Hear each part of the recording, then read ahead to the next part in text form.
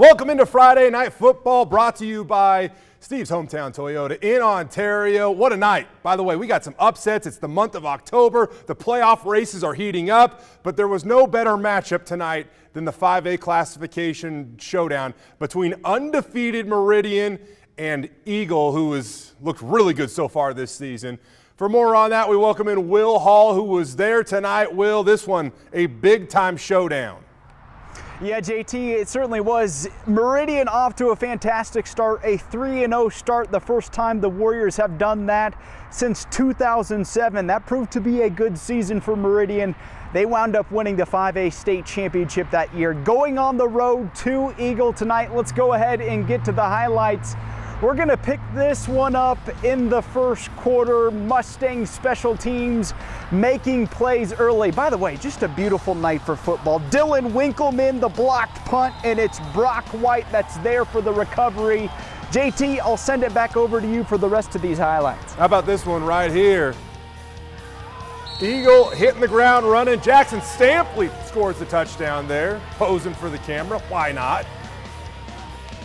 After that, how about this? Ben Ford going to the air, tosses the touchdown. I'll give a little credit right there for the effort at the end. Meridian's had a great season so far, but tonight is Eagles' night. They take this one, knocking off the Warriors. Show you one last touchdown run from Stampley. He's having a big-time year, Will. Big-time year.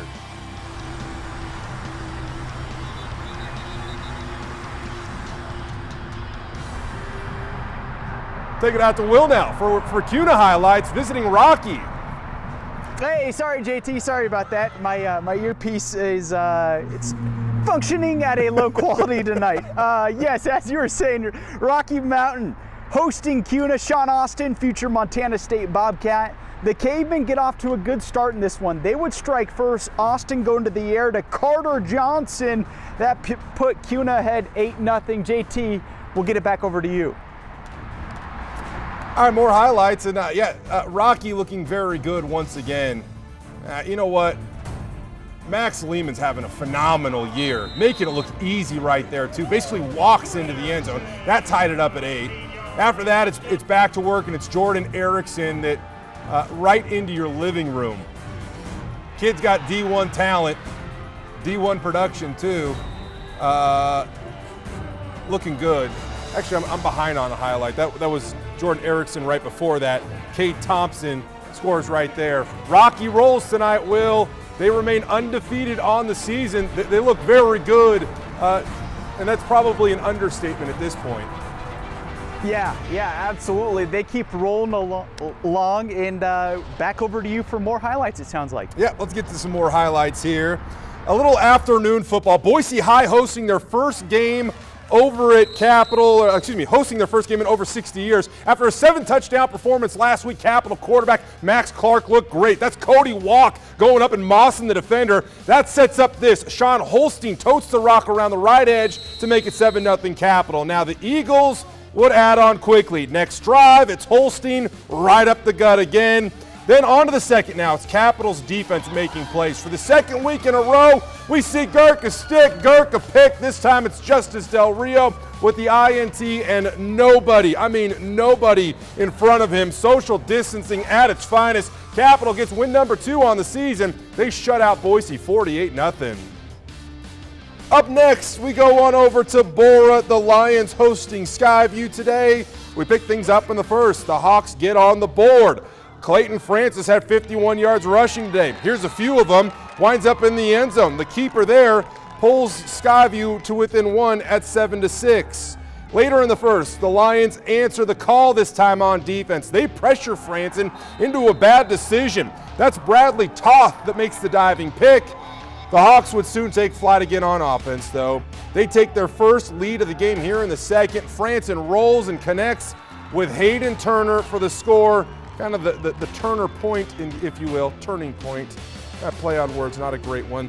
Skyview played better than that.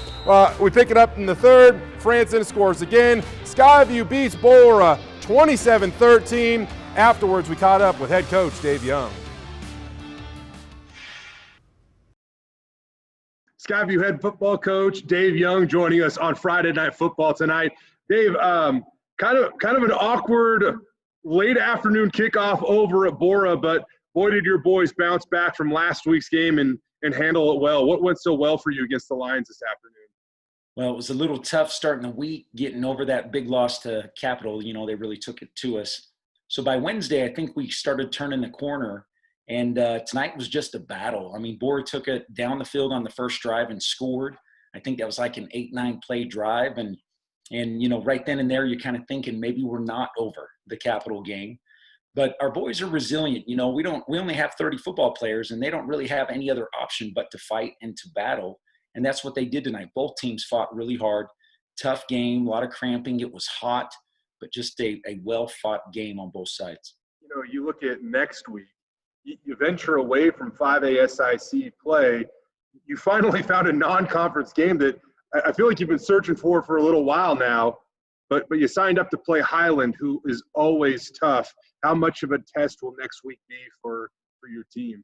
A huge test. I mean, Capital was a huge test, and we've been telling our guys, Capital was the measuring stick in our pod. And if we believe we're a playoff team or have any shot at the playoff, we got to go play these other teams. So I was able to reach out and get Gino at Highland, and we agreed to play, and they're coming over. We're going to have a doubleheader with our JVs, and it's another one of those big measuring sticks, and our guys, we put it to the seniors. What do you want to do? Do you want to buy or do you want to play? And they want to play. It's their senior year. Win or lose, you only get 4, 5, maybe 6 games. They want to play as many as they can. You look at the following week.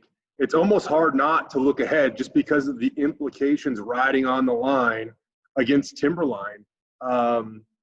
With the shakeup due to the pods, that is back-to-back big games that really could define your season, it seems.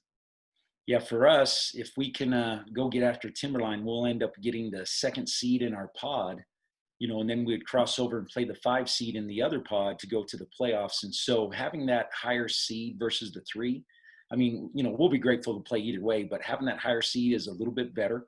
I believe you get a host almost either way, but definitely would like to have that higher seed. Well, Coach, congrats on the win today. We appreciate you taking a little time tonight to join us on Friday Night Football. Thanks for having me. A lot of good football games tonight that you're going to report on. It's been pretty exciting to watch. I'm just glad we're playing. Hoorah. I agree. Thanks, Coach. Thank you. Oh, you're so right, Coach Young. Speaking of good football games, let's get on over to Mountain View. The Mavs have gotten off to a slow start this season. They did not get off to a slow start tonight. Already up 7-zip. It's Mason Childs that jumps the route. That's as close as Centennial got to the end zone early on. The Mavericks would give their fans and their band plenty to cheer about. Here is Leighton Smithson running the rock, untouched into the end zone. Just too easy. 15-0, Mavs in front. And it would get better for them. How about Jake Ferris with a bomb to Caden Chan? Makes a couple of moves. Are you kidding me, Caden? Oh my goodness. 22-0. At that point in time, Mountain View gets win number 1, 57-14, the final.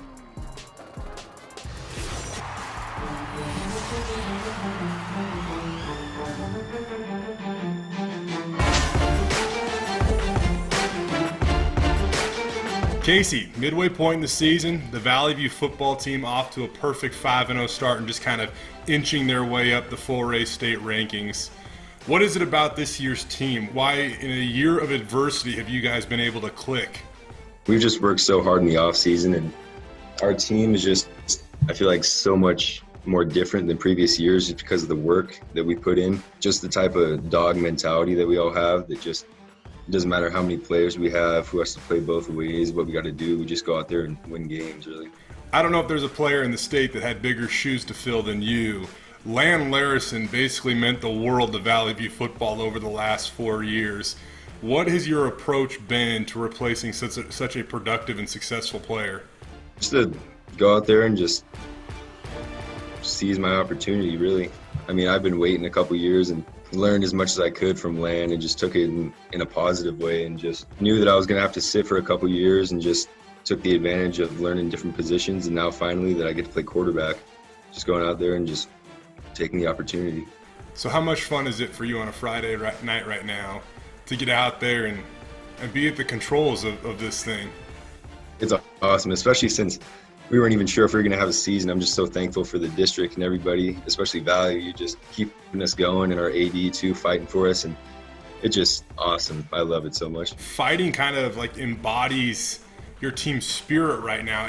You're 5-0, but there have been a couple close calls along the way, including 2 one-point victories. We just fight to the end, and just some teams will start to give up, and show a little, but we just keep fighting till the very end of the game. And just so many guys that have worked so hard to be here, they just don't want to let it slip, and so everybody just fights until the end. Despite this undefeated start, there's some big hurdles that are still left on your schedule, but the end is at least within somewhat sight now. So what is this team capable of? I think we can make it all the way to the end. Our guys have worked so hard in the off season, even without coaches being able to tell us what to do, just putting in the work and getting out and just working on our craft. And we're just all going to go out there and just fight for each other. We all have each other's backs, and if we all just do our jobs and fill in our spots, then there's nobody that can beat us. All right, with that in mind, the Nampa Bulldogs hosting the undefeated Vallivue Falcons over at the Bulldog Bowl tonight. Pick it up in the second half, and there's that man. Casey Cope connects with Santiago Diaz for the big gain. And then it kind of breaks out into more of a rugby scrum right here. But it's number 2 that pops loose, 4-6. Cope finding the end zone. That tied it back up. Nampa would come roaring back, though, themselves. Their quarterback throws under pressure here. Jacob Butler catches it before getting forced out of bounds. The Bulldogs have a stronger bite tonight. They knock off the Falcons, 35-28 the final. Up next, homecoming out in Middleton. The Vikings hosting Bishop Kelly. And, well, the Knights, they were trying to ruin homecoming out in Middleton, apparently. Check this out.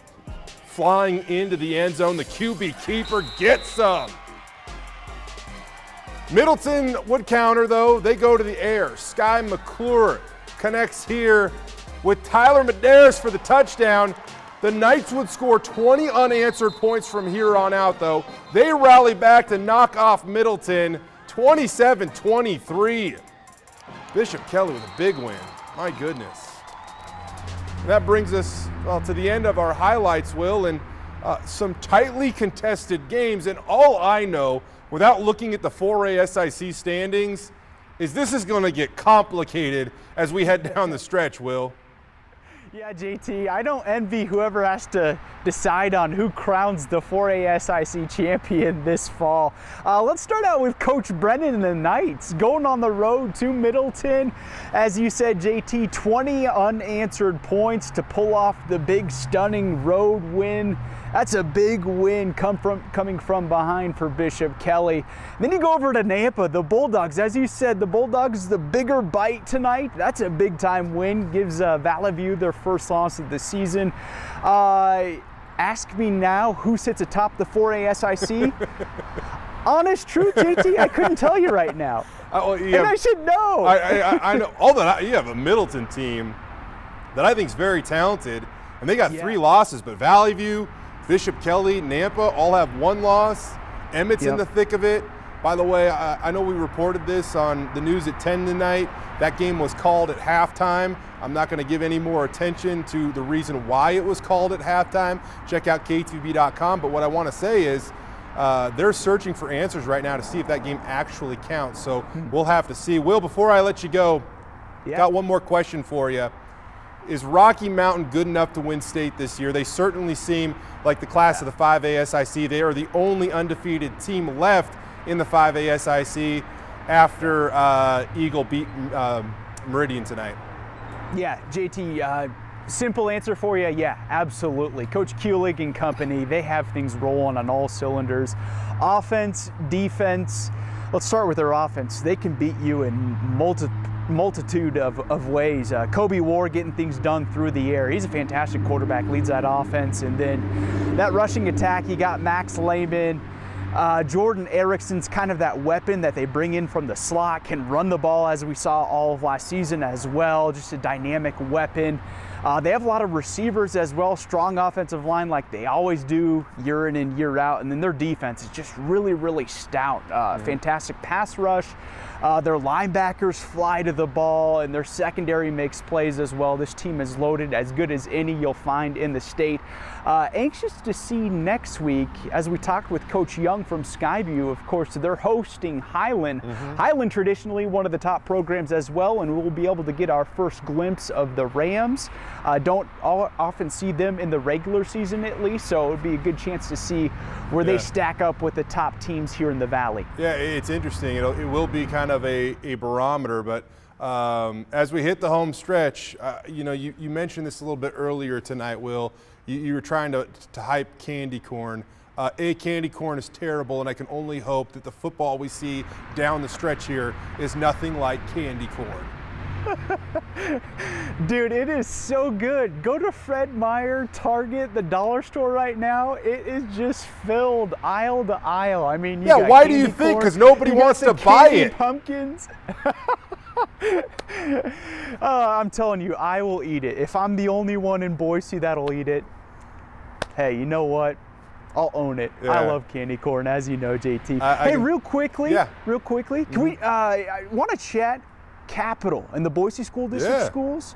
Capital, man, I've seen them the last 2 weeks. Coach Simmons has them rolling as well. Anxious to see what they can do once we get some crossover pod games and see what they can do down the stretch. I know they've only played 2 games, but they've impressed me. They have some weapons, offense, defense. Jackson Reed, as you know, JT, is such a big-time weapon on both sides of the ball. Justice Del Rio, as we saw in those highlights, with the pick 6 tonight against Boise. Capital looks really strong to me. Cannot wait to see them. I think they take on Timberline either next week or the following week. 2 2-0 teams. That'll be a lot of fun to see how those two stack up against one another. I believe it is next week. Timberline Capital next week, and then the following week you have Timberline Skyview, which will be very important in terms of seeding, especially depending on who wins that showdown between Capital and Timberline. Either way, things are very competitive at the top of that pod. A lot that still needs to be determined over the course of the next few weeks, and of course we'll bring that to you on Friday Night Football. We'll go get some candy corn, man.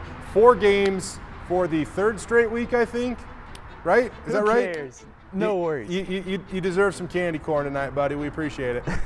You betcha. Thanks, JT. All right, that's going to do it for this edition of Friday Night Football, brought to you by Steve's Hometown Toyota in Ontario. Coming down the stretch run of the high school football season. Plenty more good games to come. We'll see you next Friday.